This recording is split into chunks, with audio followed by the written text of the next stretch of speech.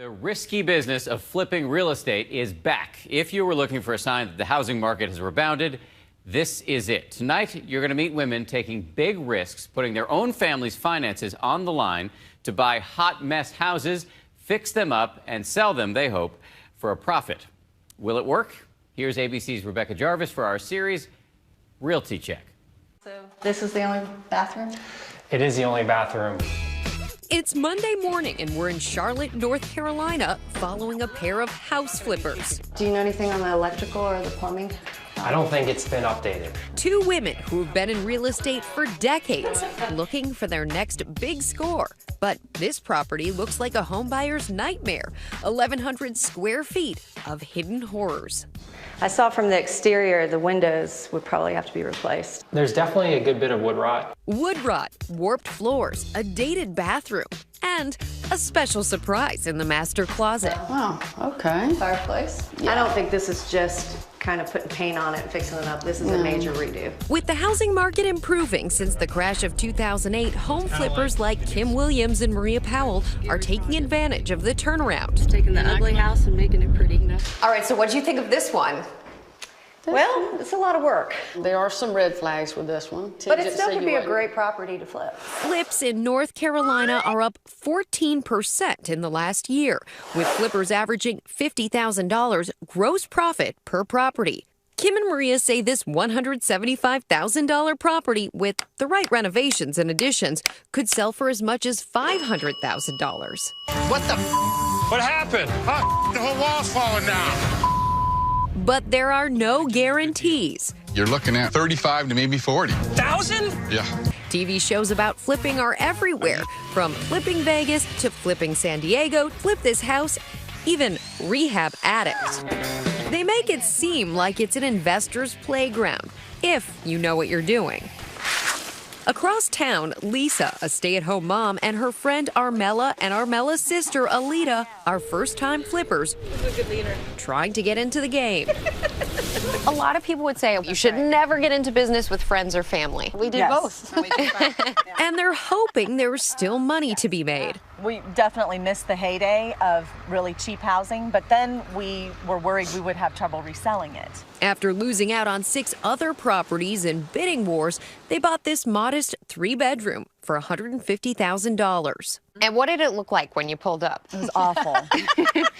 It was awful. It was a dump. The kitchen floor was sinking in. You walked in and you were kind of crooked. The yard was a jungle. The surveyor still can't figure out exactly where the property line is. Between renovations and real estate fees, they put $60,000 into the project, figuring things out as they went. This one might be a standard. This one might be. That looks like a standard, but it's 13 1/4 by. look how we sound like we know what we're talking about. What did the husbands and the kids say when you told them we're flipping? Well, he was a little nervous, and then when we had to take out the mortgage, he was a little bit more nervous. And then when we had to put in money, he was even more nervous. That one's mine. Okay. Armella spent 8 years helping her husband Chris get his physician's practice off the ground and raising their daughters. But it was the itch to create her own business that led to this gamble. Yeah, it scared me, yeah. I was nervous. Well, at first the house looked really bad. I was like, yeah. First rule of real estate: location, location, location. And not every market is as flip-friendly as Charlotte. Making a profit can be tough. To make this work as a living, you've got to be working about 4, 5, 6 at least to make 4, 5 to 6 to make this work within a year. Look, Maria, this is already under contract. With 12 flips under their belt, Kim and Maria are scouting this up-and-coming neighborhood for homes to add to their portfolio. How you guys doing? They already have one home going up on this block. The people that owned it and lived in it for 40 years were actually here to watch it go down. 313 McDonald will be no more. This used to be a 1,200 square foot home, bought for $240,000. Kim and Maria tore it down and are completely rebuilding 3,800 square feet. They plan on putting it on the market for $899,000. I think the toughest thing right now is finding the deals. 2 years ago, able to find this type of property over and over and over again. See how we have the border up here? They aim for an average return of 25 to 30% on each rehabbed property. It looks easy on TV, but it's not easy. Most people lose money on flips. I know a lot of people that tend to get into some of these deals and they feel that they can do a lot of the work themselves, and then when it becomes complicated, then they have to hire other people and they haven't factored that cost in. We need the lighting for sure, we need the butcher block. And they bargain hunt for everything. Lighting, sinks, countertops, and molding, because every dollar saved is another dollar in their pocket. I'd buy a turd if it were half off.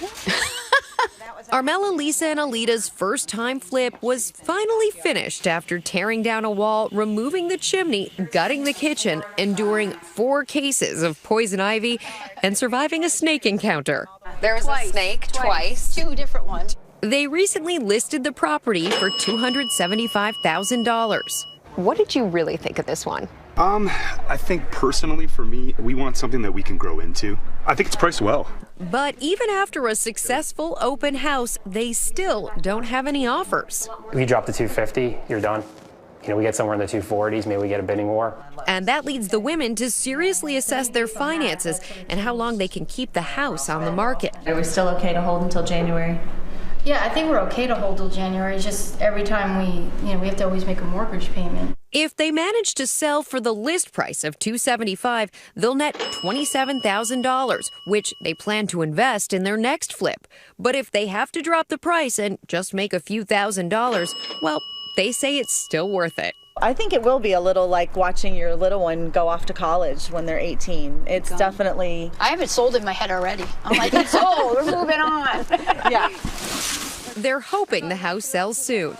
Never thought I'd be out here doing this just to sell the house. Or else they'll be stuck shoveling snow before too long. For Nightline, I'm Rebecca Jarvis in Charlotte, North Carolina.